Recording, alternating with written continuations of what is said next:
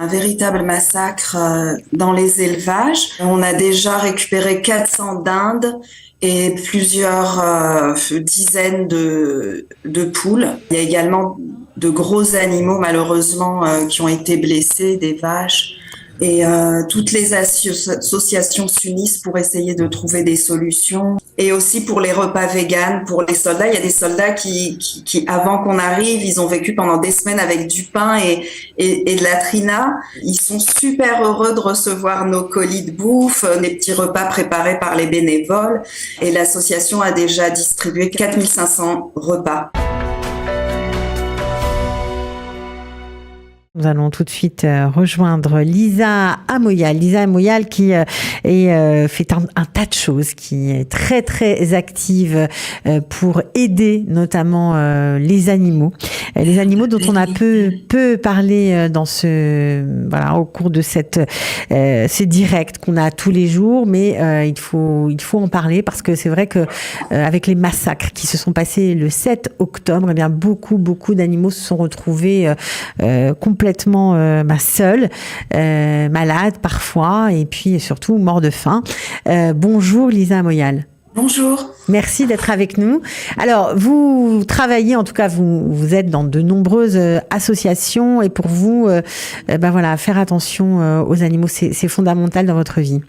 Oui, oui, je suis active pour plusieurs associations, et là notamment avec Rofesh les Baal Chaim, Liberté pour les animaux, et qui a pris comme mission de distribuer à la fois des repas véganes pour les soldats et végétariens, et à la fois de nourrir les animaux et récupérer les animaux blessés dans les zones évacuées.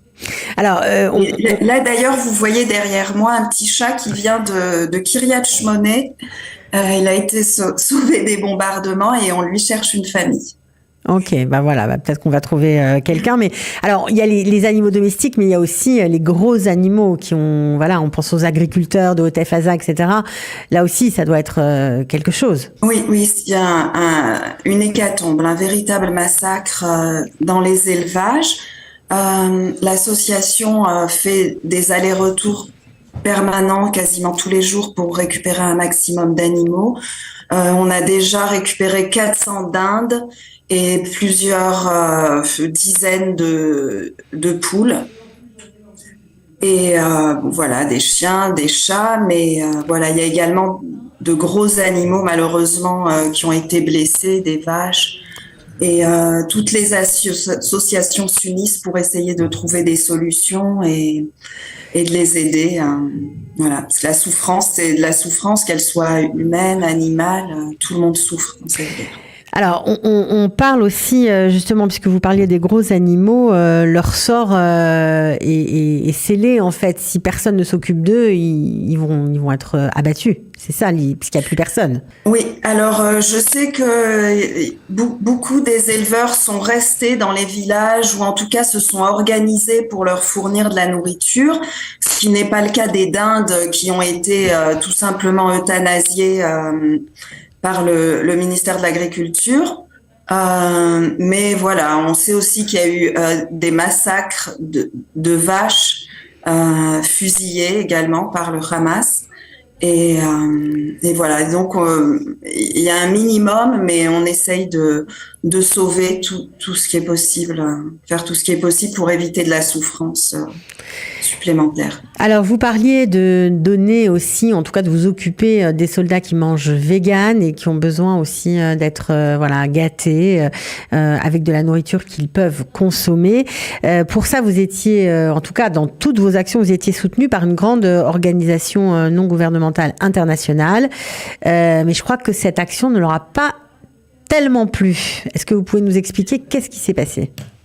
Oui, alors donc le mouvement Animal Save qui essaye de promouvoir une alimentation végétale et pour lequel l'association Liberté pour les animaux est œuvrée en coopération active avec eux en Israël, donc qui avait l'antenne Animal Save Israël et a posté donc sur la page d'Animal Save une annonce selon laquelle on allait distribuer désormais des repas véganes aux soldats véganes. Et ils n'ont pas du tout apprécié ça. Ils ont demandé de supprimer cette publication.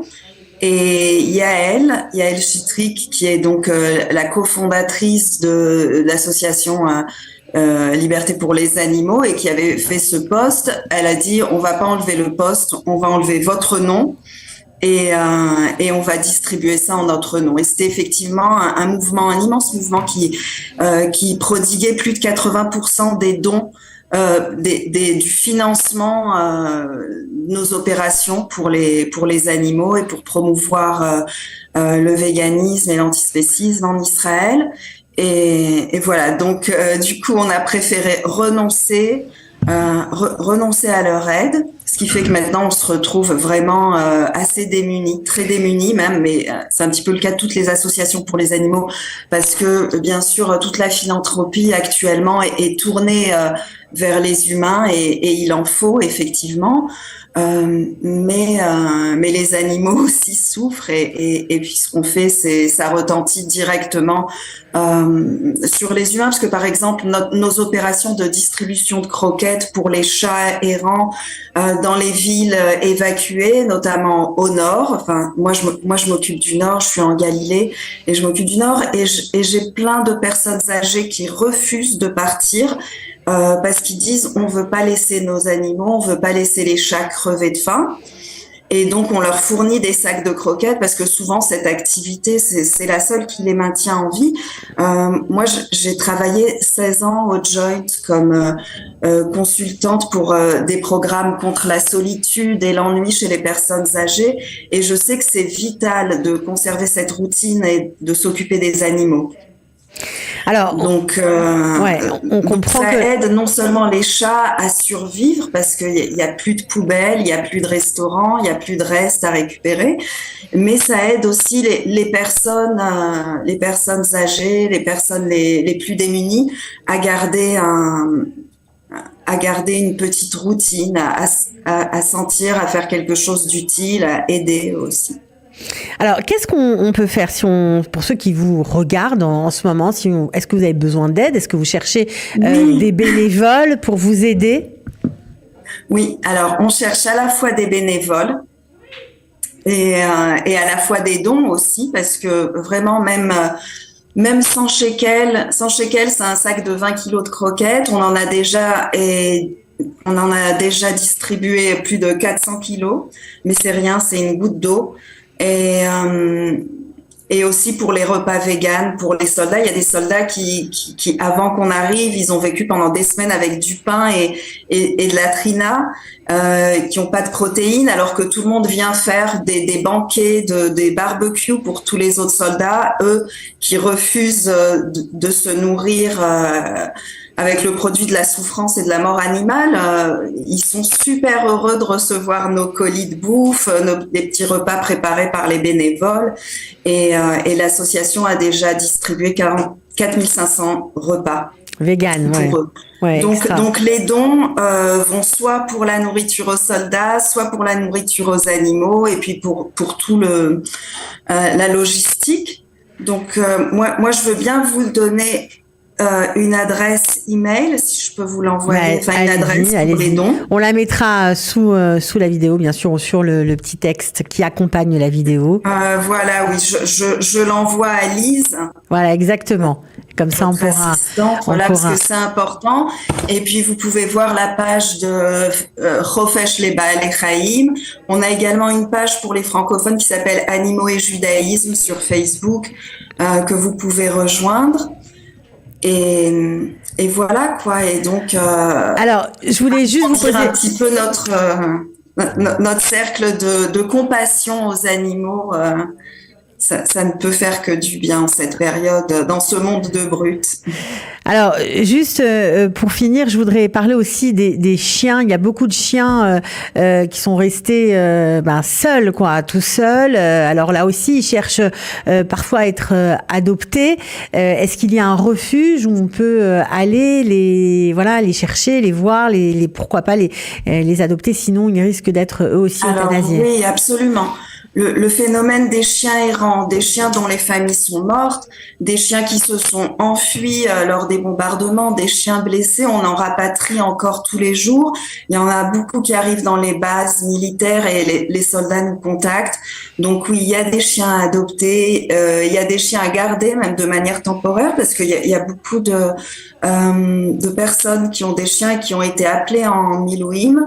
Beaucoup de familles comme ça qui ont été évacuées et qui n'ont pas pu prendre leurs chiens avec eux. Donc, s'il y a des familles qui veulent garder des chiens de manière temporaire jusqu'à ce que tout rentre un petit peu dans l'ordre, c'est une immense aide. C'est vraiment une immense aide pour tout le monde. Alors nous, on était ravis de vous mettre un petit peu à l'honneur pour le travail que vous faites, parce que chacun, là où il est important. Chacun ramène un peu de lumière dans ce monde, et c'est tout à votre honneur, vraiment.